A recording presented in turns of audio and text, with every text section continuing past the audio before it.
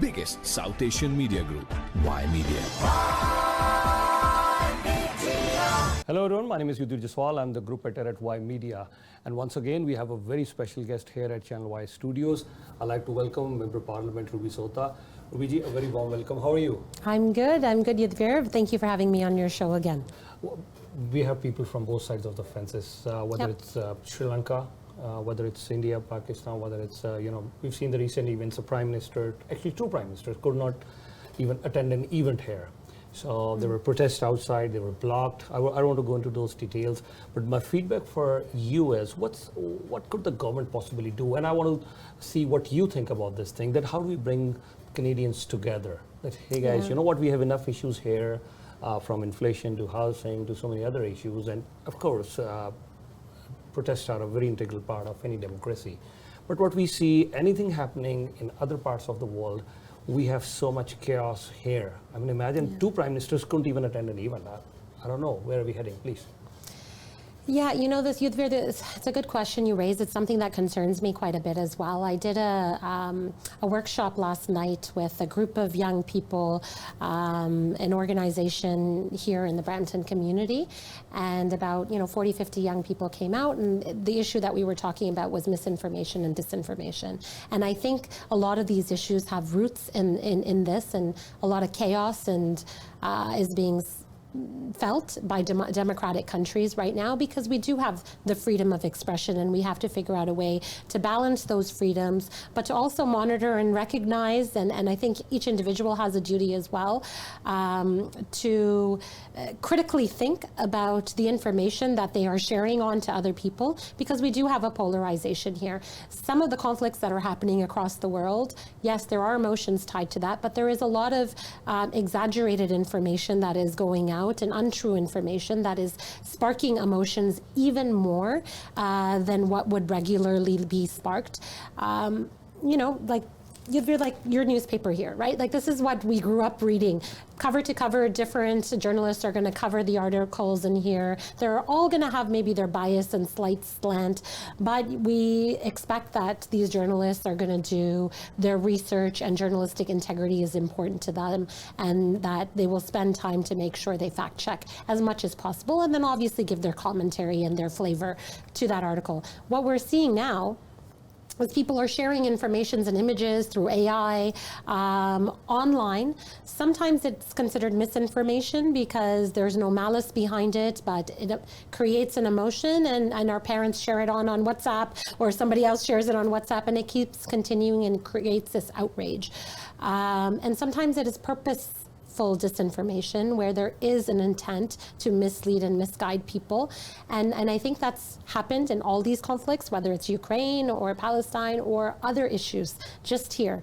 Just in the last week, I have had several people come to my office about different investment opportunities that the Prime Minister has just announced, because there's these CBC, or made to look like these CBC news clips where he's, if you look very closely, his mouth is moving a little bit differently, but it looks like the Prime Minister is making this announcement with Elon Musk or something else.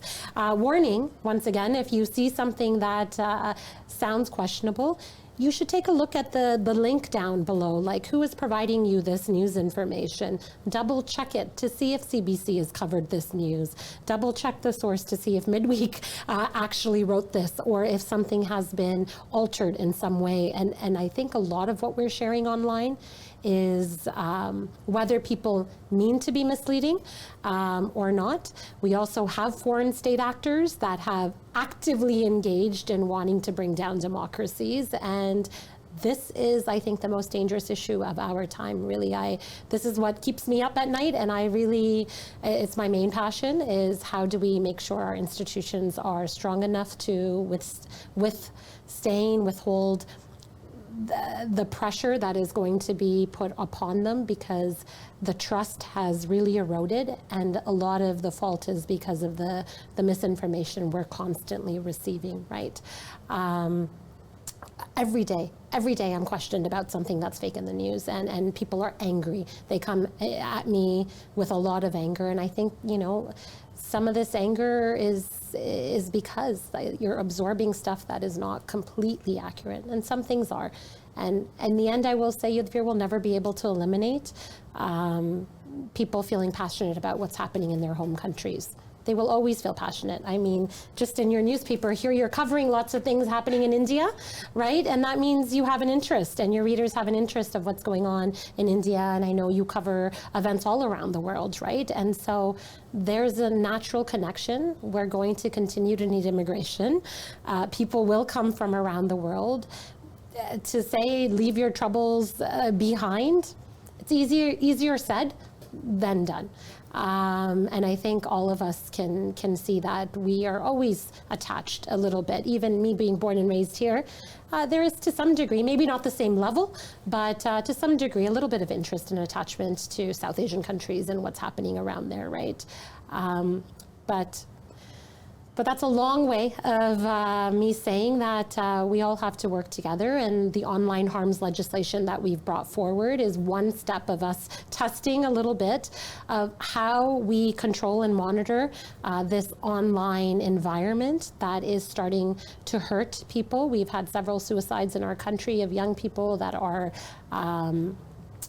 bullied and blackmailed online from people across the world because of images and stuff that gets shared. And so we need to make sure we have stringent rules. We had them for TV, we had them for radio, we had them for in society. You can't go into a crowd and yell fire, or into a movie theater, but online people are doing it all the time, right? And so how do we make sure we're not spreading hate?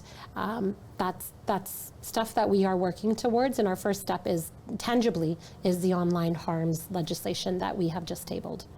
Yeah, I couldn't agree more with you on this issue. I mean, there is no some sort of plug, the moment someone lands at any airport and you just, pull the plug off and you won't talk about your countries back home. We're all attached. I still wake up early morning for a cricket game, Yeah. And I do want to watch India winning the game as much as I love the Canadian team as well. Yeah. But then you're right. I mean, the only difference is how responsible are we behaving? I mean, I already said that protests are an integral part of any democracy.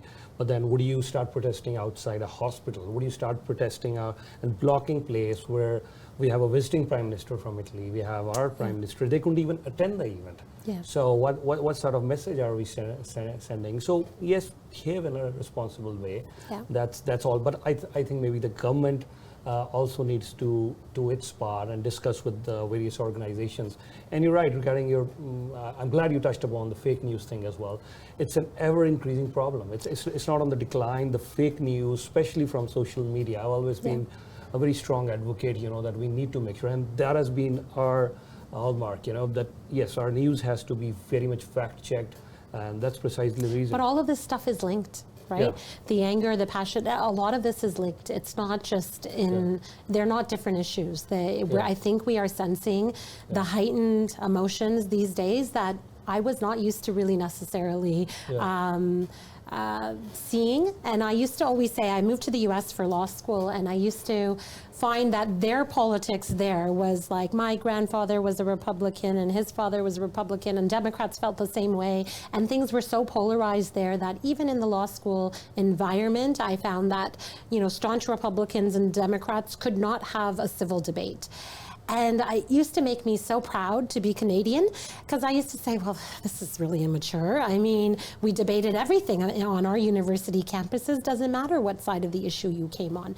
But now I'm finally starting to realize that as Canadians become polarized, which already had happened maybe 10 years prior in American society to that degree, we are facing the same types of issues. People can no longer talk to each other. People are willing to, take violence into their own hands or do things that we used to consider inappropriate before. And I think it is because there's a role that social media has played. We are constantly feeding ourselves these, one-sided things, and the more you do, the more it will feed you more of the same, right? You never get an opportunity to see the other side, the other opinion. And I think in order to have peace here at home, we need to be able to talk to each other, and we need to be able to see where the other person is coming from. And the way our social media algorithms work, it doesn't allow for that. It allows for you to be friends with only people that, believe the same things you do. And that's a dangerous society that we're creating. Yeah. I wish we had more time, but I'd like to really thank you for your time. And once again, compliments Chief Government Whip, and thank you for explaining all those details. Anything else you want to add before I let you go? No, Ymedia, I just want to thank you and your Ymedia Corporation. You know, you guys have always been there covering the community news, so thank you for always giving me an opportunity. Thank you, and we wish you all the best. Thank you. The biggest South Asian media group, Ymedia.